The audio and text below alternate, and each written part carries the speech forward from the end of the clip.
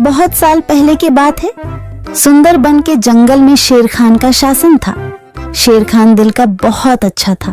शेर खान हमेशा जंगल के जानवरों का ख्याल रखता था।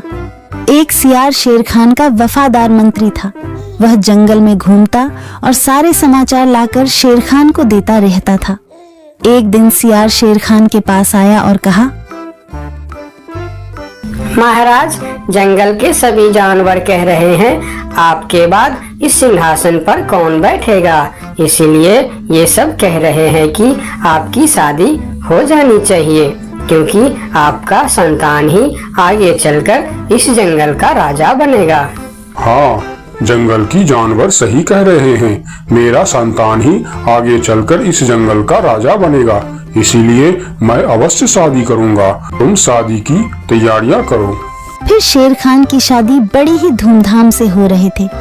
जंगल के सभी जानवरों को शादी में बुलाया गया था।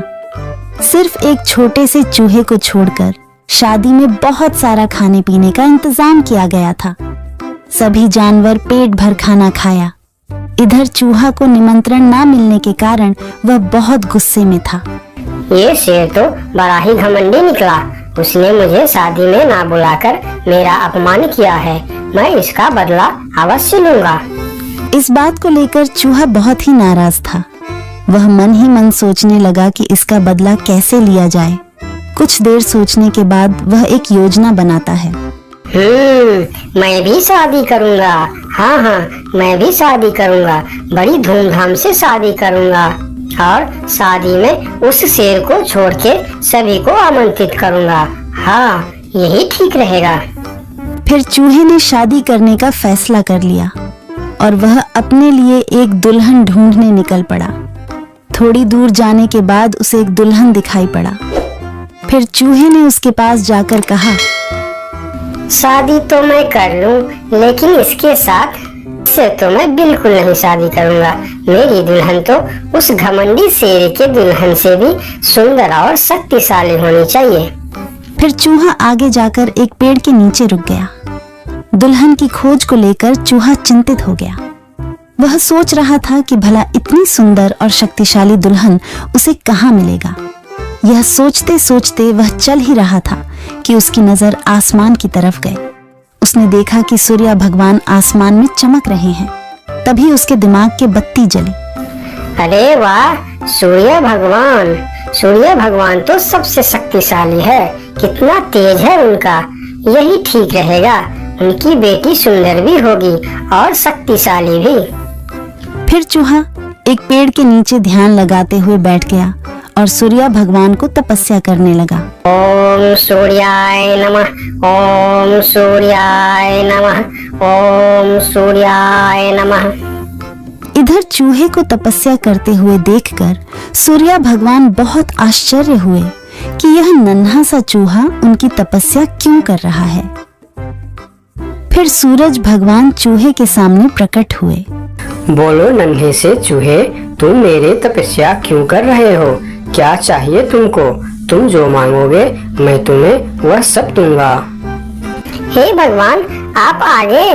मुझे तो अपनी आंखों पर यकीन नहीं हो रहा है कि एक नन्हा सा चूहे की बात सुनकर आप मेरे पास आ गए। हाँ, मैं सचमुच तुम्हारे पास आया हूँ। बोलो, तुम्हें क्या चाहिए? भगवान, मैं शादी करना चाहता हूँ। अरे वाह, यह तो बहुत ही अच्छी बात है। इसमें मैं तुम्हारा क्या मदद कर सकता हूँ? मैंने यह प्रण किया है भगवान कि जो दुनिया में सबसे ज्यादा शक्तिशाली होगा मैं उसके बेटी से ही शादी करूँगा और आप इस दुनिया में सबसे शक्तिशाली हो, इसीलिए मैं आपकी बेटी से शादी करना चाहता हूँ। चूहे की बात सुनकर सूर्य भगवान सोच में पड़ जाते हैं कि मैं इस छोटी सी चूहे के साथ अपनी बेटी का शादी कैसे कर सकता हूँ। और फिर उन्होंने मन ही मन सोचने लगे, यह चूहा तो बिल्कुल पागल लग रहा है। इससे भला मैं अपनी बेटी की शादी कैसे करवा सकता हूँ? कुछ भी करके मुझे इससे छुटकारा पाना ही होगा, मगर कैसे? मुझे जल्दी कुछ करना पड़ेगा। तभी उनके मन में एक ख्याल आया और उन्होंने चूहे से कहा, अरे, यह तो बहुत ही अच्छी बात है कि तुम मेरी बेटी से शादी करना चाहते हो। मुझे अपनी बेटी के लिए तुमसे अच्छा वर और कहाँ मिलेगा। सूर्य भगवान का बात सुनकर चूहा मन ही मन बहुत खुश हो गया और उसके मन में लड्डू फूटने लगे। तभी सूर्य भगवान बोलते हैं, लेकिन एक समस्या है, मैं दुनिया का सबसे शक्तिशाली नहीं हूँ और तुमने प्रण किया है कि जो दुनिया में सबसे ज्यादा शक्तिशाली होगा तुम उसी के बेटी से शादी करोगे। अगर तुमने मेरी बेटी से शादी की तो तुम्हारा प्रण टूट जाएगा। हे भगवान, ये आप क्या बोल रहे हो? आपसे भी शक्तिशाली, आपसे शक्तिशाली भला इस दुनिया में और कौन हो सकता है? मुझसे शक्तिशाली तो वह बादल है जो अपने परछाई से मुझे भी ढक देता है। यह सुनकर चूहा आसमान की तरफ बादल को देखने लगा और बोला, अगर बादल आपसे भी ज्यादा शक्तिशाली है तो मैं फिर उसकी बेटी से ही शादी करूंगी। आप उसे नीचे बुलाइए। फिर सूर्य भगवान ने बादल को नीचे बुलाया और बादल उनकी बात मानकर धीरे धीरे नीचे आया। बादल जी, मैं आपकी बेटी से शादी करना चाहता हूँ क्योंकि आप दुनिया के सबसे शक्तिशाली हो। मैं अपने आप को बहुत बड़ा भाग्यमानी समझूंगा अगर आपकी विवाह मेरी बेटी से हुई, लेकिन मैं दुनिया का सबसे शक्तिशाली नहीं हूँ। मुझसे शक्तिशाली तो हवा है जो हमें भी उड़ाकर दूर चला जाता है। अच्छा, तो यह बात है।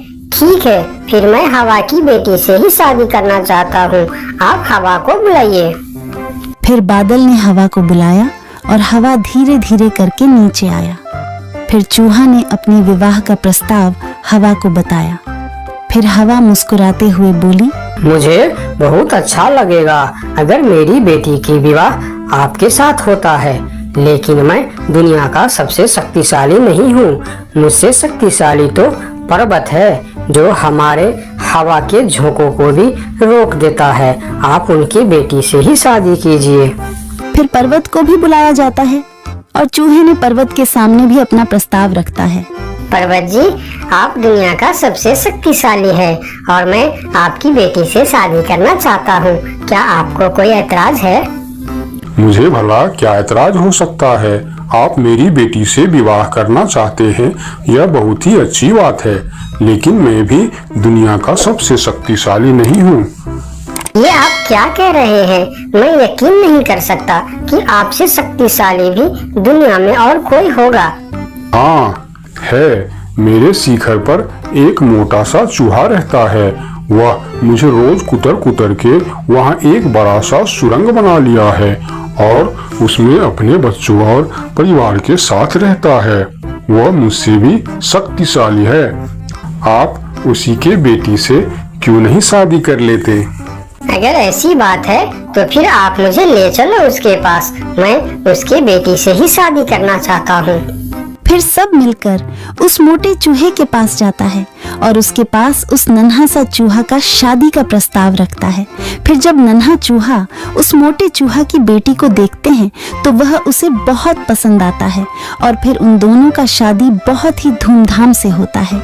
नन्हे चूहे ने जंगल की सारे जानवरों को निमंत्रण दिया, लेकिन शेर से बदला लेने के लिए उसने उनको निमंत्रण नहीं भेजा। जब शेर खान को इस बात की खबर होती है तो शेर खान बहुत ही गुस्सा हो जाता है और अगले दिन सियार को उस चूहे के पास भेजता है और बोलता है, उस चूहे को कल मेरी दरबार में हाजिर करो। अगले दिन सियार उस चूहे को बुलाने के लिए उसके घर पर जाता है। अरे चूहा भाई, तुमको शेर खान ने याद किया है, जल्दी चलो। चूहा सियार के साथ शेर खान के दरबार में जाता है। उसे देखते ही शेर खान चिल्लाकर बोलते हैं, चूहे चूहे, तुम्हारी इतनी बड़ी दुस्साहस। तुमने अपनी शादी में जंगल की सभी पक्षी और जानवरों को निमंत्रण दिया और तुमने मुझे बुलाना सही नहीं समझा। मैं इस जंगल का राजा हूँ और सबसे शक्तिशाली भी। अगर मैं चाहूँ तो तुमको एक झटके में खत्म कर सकता हूँ। मुझे माफ कर दीजिए महाराज, जब आपने अपनी शादी में पूरे जंगल को निमंत्रण दी और मुझे नहीं दी तब मुझे भी ऐसे ही दुख हुआ था। यही एहसास दिलाने के लिए मैंने आपको निमंत्रण नहीं दिया। मुझे माफ कर दीजिए। क्यों रे सियार, तूने ऐसा क्यों किया? मैंने तो तुमको बोल दिया था कि जंगल के कोई भी पशु पक्षी छूटनी नहीं चाहिए, फिर तुमने इस चूहे को निमंत्रण क्यों नहीं दिया? मुझे माफ कर दीजिए महाराज, गलती हो गई। मैंने सोचा यह छोटा सा जीव, इसको क्या निमंत्रण देने का, इसलिए मैंने इसे छोड़ दिया था। मुझे आप माफ कर दीजिए। ठीक है, अगले बार से ध्यान रखना। मेरे लिए जंगल का हर जीव एक जैसा है।